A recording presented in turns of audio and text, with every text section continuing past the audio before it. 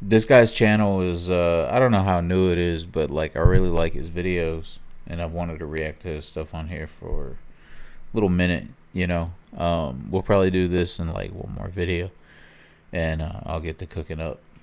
Made. Music literally written in wax.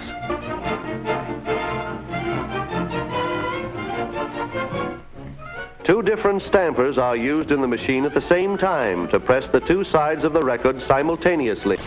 Now the world is on the verge of the next great audio revolution, the compact disc, which its manufacturers say offers pure, perfect sound forever. This is the compact disc. It really is compact, smaller than an existing single, and this is how it fits into the player, like so. For the first time in nearly 2 decades, CD sales saw a modest increase of 1.1% in 2021, signaling a shift that extends beyond the numbers. While seemingly a small figure, this growth underscores a renewed cultural interest in tangible music formats, particularly within the niche of underground rap. What this really reflects is the countercultural pushback against the impermanence of streaming, with physical media offering not just nostalgia, but also a sense of ownership, investment, and intimacy that digital platforms just don't offer. This subtle uptick in sales hints at a deeper reprisal of music consumption, where CDs like vinyls are finding new value in their physicality and collectability. While CDs experienced their first CDs increase in nearly 2 decades, vinyls have firmly taken the lead as the dominant physical music format. In 2022, vinyl sales surpassed CDs for the first time since the 1980s, with 43.5 million records sold compared to 37.5 million CDs. This trend continued in 2023 as vinyls accounted for 71% of all physical music revenue, generating 1.4 billion compared to CDs 537 million. In this video, we're going to break down the economic principles the recent underground rap resurgence has taken advantage of and its implication on future music consumption. Renaissance, a French word meaning rebirth, might evoke images of Michelangelo's sculptures or Da Vinci sketches, but it's an equally fitting term for the seismic shift currently redefining underground hip-hop.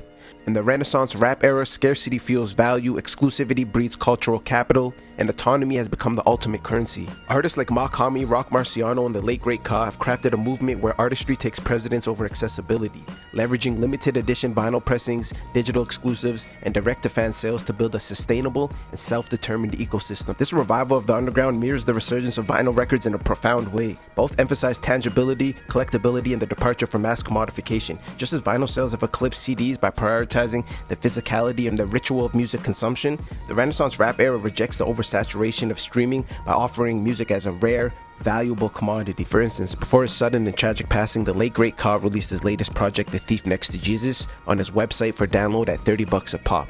Furthermore, just a month before his passing, Ka did a pop-up shop for fans to meet him in person and take pictures along with the purchase of a $100 vinyl. This direct-to-consumer accessibility, along with the way in which Ka produced his music, was nothing short of brilliant. Look, Ka wrote his own raps, recorded his own vocals, recorded his own videos, and yes, by himself, directed and edited his own music videos, and did promo on social media solo. He was a one-man band, a lone wolf. Scarcity is an economic concept where individuals must allocate limited resources to satisfy their needs. It occurs when the demand for a good or service is greater than its availability.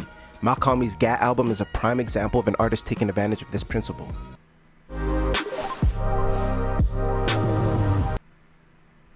Yeah, Makami was clip. I pushed the fucking thing. That's what I do. I test the elasticity and shit. So I pushed it, and it stopped at $9.99. So like I did that, and I think I sold, like at that time that was like the Gawd, right? So I was selling the Gawd vinyl on there, and you could only do $9.99, and I was like, shit, it should cost more, but like. And you're still selling extremely limited amounts of vinyl, bro. Like I said, the Gawd 28 pieces. So what are you selling the physical for? Or can you only sell it for the $9.99? No, I was selling the physical on Bandcamp. So they pay $9.99. So you're making no money. Say it again? So you're making like no money on those vinyls for what boy, it costs you to press. Hey, this boy. Say it again. Oh, wait, you mean $9.99? $999. Go ahead. That's the limit. Okay, sorry, I didn't know that. By the way, I'm kind of impressed by Bandcamp. It's okay, but yeah, so you sold 28 copies at $999. Look, the scarcity of the Gawd album drove up the resale price to $3,000 on Malcolm's website. The price elasticity of demand is also interesting.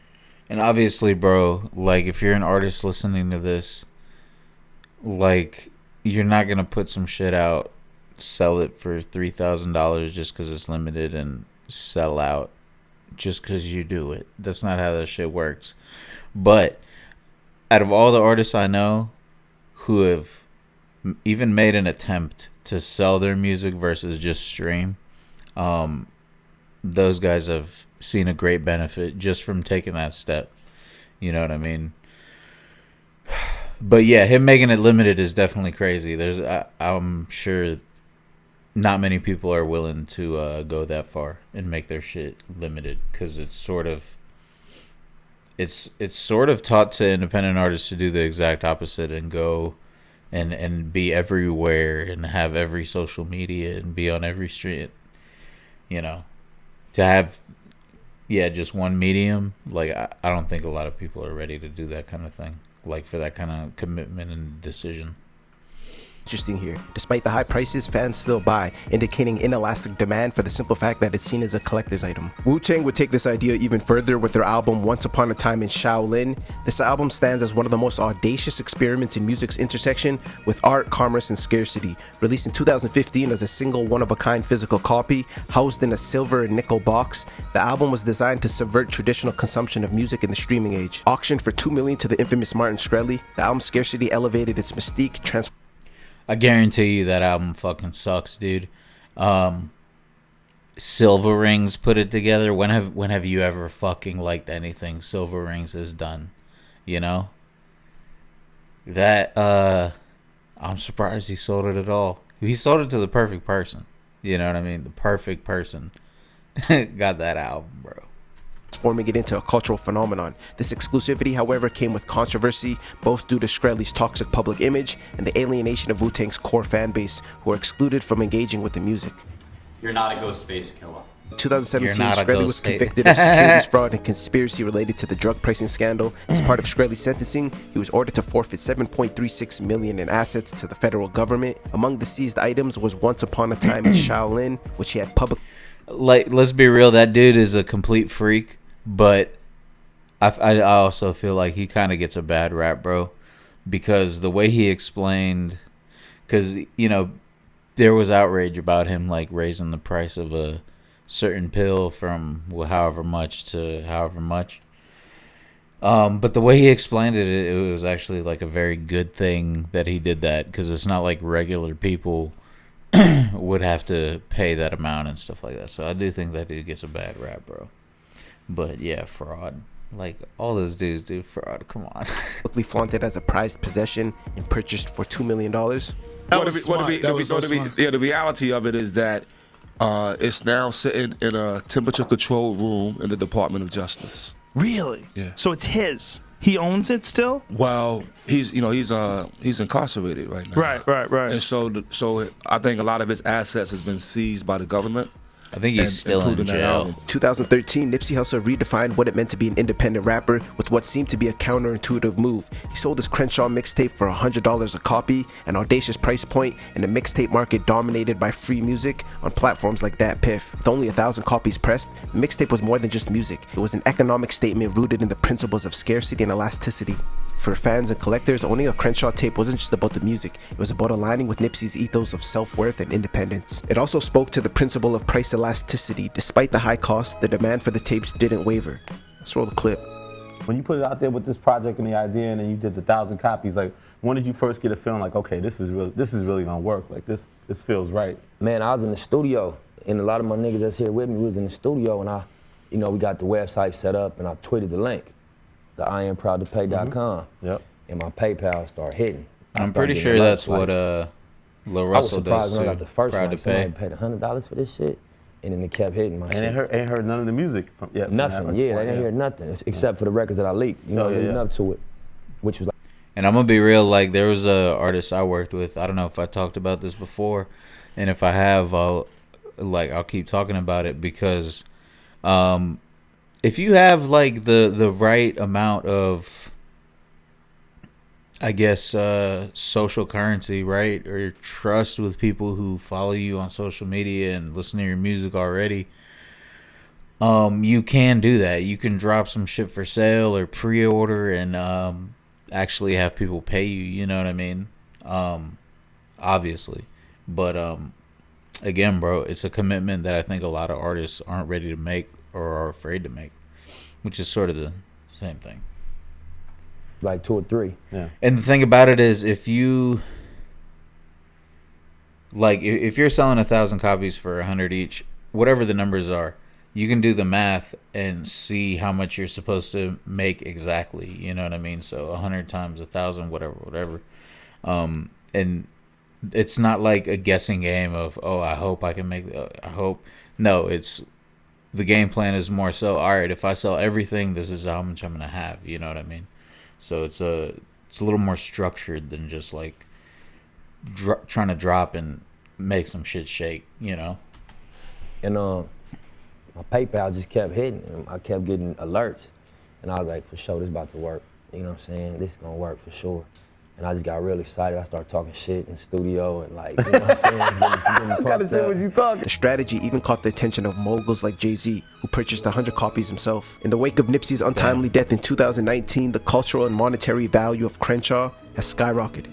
Each tape now carries the weight of Nipsey's legacy, his commitment to community upliftment, ownership, and the defiance of industry norms. Ultimately, Crenshaw stands as a testament to Nipsey Hussle's brilliance, not just as a rapper, but as a thinker who understood how to make art timeless by giving it value beyond its physical form. In the last decade, underground hip-hop has undergone a seismic shift driven by technology. And wasn't Mailbox Money like $1,000 instead of 100?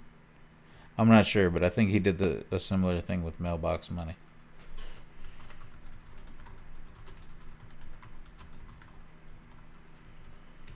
Damn, do they have it on vinyl? Fuck. No, they do.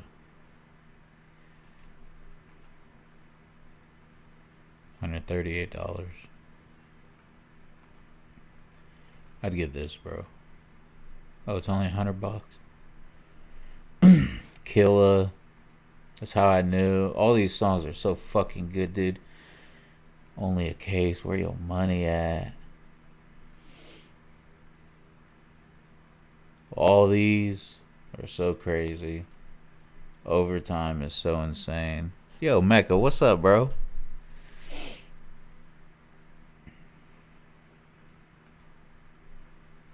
Technological advancements and easy access to music production and distribution. What was once a labor-intensive process dominated by gatekeepers has now transformed into an era where an artist can record, release, and monetize music from their bedroom. This evolution is not just a technical revolution, but also an economic one. Technological advancements in production and distribution have also shattered traditional barriers to entry for underground artists. The once prohibitive cost of studio time, equipment, and physical distribution have been replaced by affordable DAWs and DIY home studios and direct digital platforms. This means that there's less. By the way, bro, I'm not ignoring you.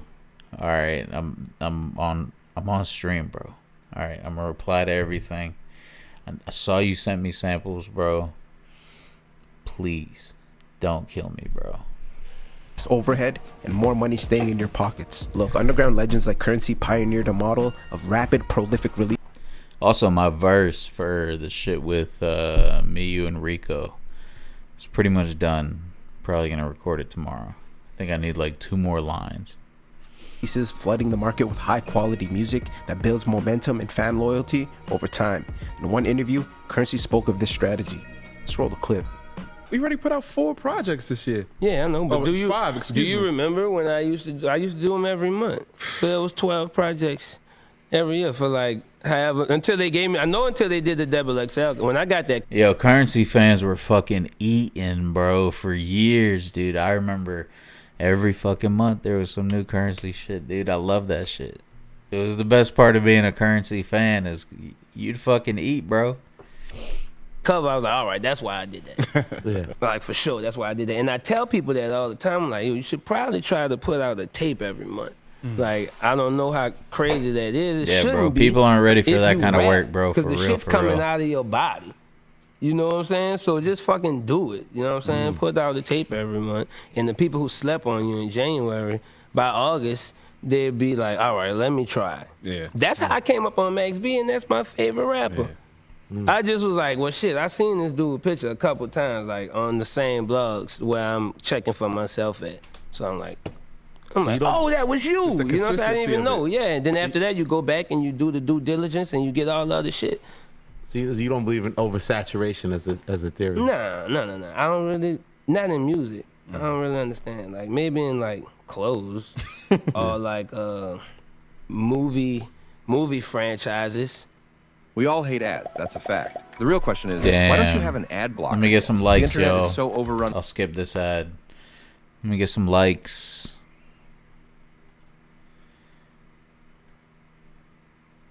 Damn. Okay, so anytime there's an ad on Instagram, if you're into lifestyle rap. So I figured it out, guys. We've been crashing the stream for the last, I think the last 2 streams we were crashing a ton. I just figured out how to never crash again, bro. Like Currency Larry June or underground gems like Jay Worthy, Primo Rice, and Mussolini, then this is the page that you need to follow. I am the AI. Cruise Control TV is like your daily hip-hop news center for the Renaissance rap era. They keep you updated on new album drops, bubbling artists, and even hit you with insightful interview clips featuring legends like Wiz Khalifa and Dom Kennedy. But it's not just the music. This page embodies the finer things in life. From vintage car rides to motivation for your hustle, it's a whole vibe. So if you're about preserving the culture and staying on top of what's going on in the culture, go hit that follow button on Cruise Control TV. Trust me, you won't. Yeah, I'll follow them right now, bro. Now let's get back to this rap shit. Currency keeps costs low by recording in modest, often home-based studios. Additionally, Currency's frequent collaborations with in-house producers like Ski Beats and Harry Fraud further reduce costs. Rather than paying high fees for high-profile beats, he fosters long-term relationships with trusted collaborators like The Alchemist, creating a seamless pipeline of production that's both affordable and artistically consistent. This approach mirrors key elements of economies of scale. By working with the same producers and reusing efficient workflows, he reduces marginal costs with each new release. And he could opt to put out a product at a high frequency. Now I know what you're thinking. Saturation can decrease perceived value, right? Releasing too much music can lead to fatigue or make each album feel less special. But artists like Currency, gawd, Fahim, and Don Trip have proven this theory wrong. By reducing production costs per release and maintaining a steady stream of output, artists maximize profitability while maintaining a loyal customer base along the way. Look, Currency has steadily grown his cult-like following with each release. Bandcamp essentially acts as a platform where artists can build their own online store, similar to how Shopify helps users. Bluffgawd.com. Or no. Yeah. bluffgawd.bandcamp.com. My bad. Set up website. I got 17 beat tapes, y'all. Check them out. Unlike Spotify or Apple Music, which pays artists fractions of a penny per stream, Bandcamp allows artists to sell their music, merch, and physical releases directly to fans while keeping the majority of revenue. Yeah, bro, and I said this before. Out of all the years of streaming and out of all the years of selling just on Bandcamp, I've made more off Bandcamp in sales with only like 10,000 streams versus like 500,000 streams on streaming. You know what I mean? And it's not like, you know, I had to do like, yeah, bro, the numbers just don't add up. It's way easier to like just sell your music versus try to get enough people to stream your shit to make a living. You know what I mean? Artists set their own prices and Bandcamp takes only a small commission. 15% on downloads and 10% on physical items. Hey, and you know what? I don't even notice it, bro. I don't even notice it. Bandcamp's approach emphasizes their cut, ownership over right? access. Fans purchase and download music, creating a stronger connection to the artist, and this stands in contrast to the subscription-based streaming model where listeners essentially rent access to massive catalogs, but rarely engage deeply with individual artists. For independent musicians in niche genres, Bandcamp offers an alternative ecosystem, one where sustainable revenue and creative control are prioritized over volume-driven algorithms. In this sense, it's not just a competitor to Spotify and Apple Music, but a fundamentally different platform with a mission rooted in artist empowerment and fairness. Look, the numbers don't lie. By 2020, Bandcamp users spent $583 million on music and merch since the platform's launch, with $160 million of that in 2019 alone. Over 80% of sales revenue goes directly to artists. In the first quarter of 2020, amidst the pandemic, Bandcamp sales surged 35% compared to the previous quarter. In 2023, vinyls represented about 50% of all physical merchandise revenue on the platform. This aligns with broader trends as vinyl sales in the US alone grew 17% year over year in 2024, reaching 43.2 million units in 2023 and generating 1.35 billion in retail value. In 2023, the platform's total sales, including music and physical merchandise, surpassed 250 million. Over 7 million active users visit Bandcamp monthly. Bandcamp has lowered barriers to entry for artists by even handling vinyl pressing for artists if they so choose. Let's roll the clip. Hi, I'm Ross. I'm the CEO of Zen Business. I wake up every day. On Thursday, Bandcamp opened access to its vinyl pressing service to 10,000 more artists, noting that it will continue a wider rollout to more artists throughout 2021. The new service could be a significant development for independent musicians looking to sell vinyl records but unable to afford it. Companies like disc makers and Kunaki are other manufacturers that allow artists to press vinyl, CDs, and tapes in small batches that give them the ability to release physical formats. Rappers like Currency and Rock Marciano have not only survived but flourished by cultivating strong market differentiation. Currency's branding is based on lifestyle curation, or what he calls the jet life. His signature branding revolves around three main pillars: weed culture, vintage car fetishism, and the power of independence. Currency doesn't... Yeah, bro, and that shit... Look, bro, the shit really fucking works. Because look, bro.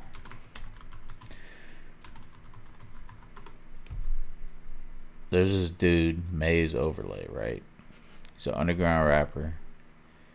5,000 monthly listeners, right? So this dude, he's from Florida, right? Well, he's from Arizona, but he lived in Florida for a while. So he'd stop by Jacksonville every now and again, and he'd come by the crib and shit. And he's got vinyl, right? He presses up vinyls of his own music. And I forget which ones I have. Look, hold on one second.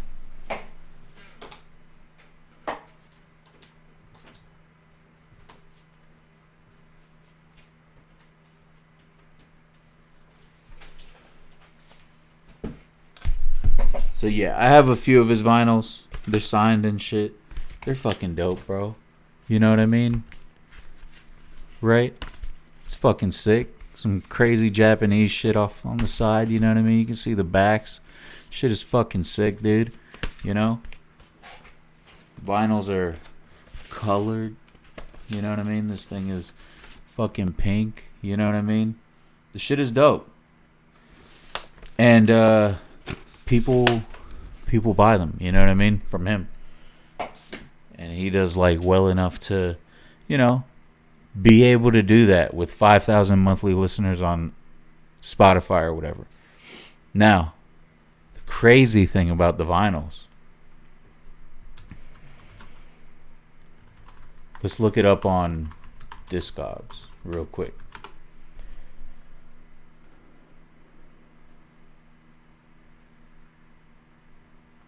Whatever, dude. We'll accept your cookies. Alright. So this is the one I have, right? The Afghani Gold. Right? Let's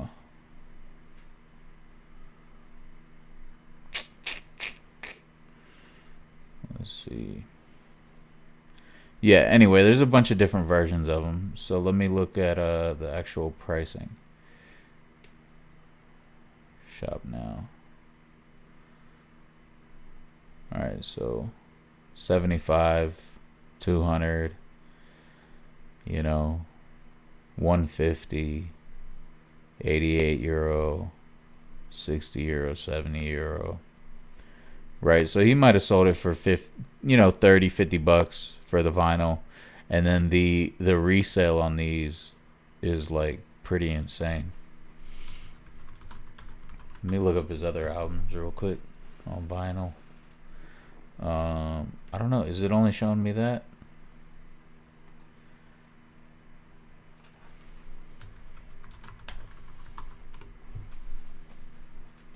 Like, you can look at the secondary shit, bro. Secondary market. Border Kids, this is one I have. Equivalent Exchange, that's the shit with my guy, Wino Willie.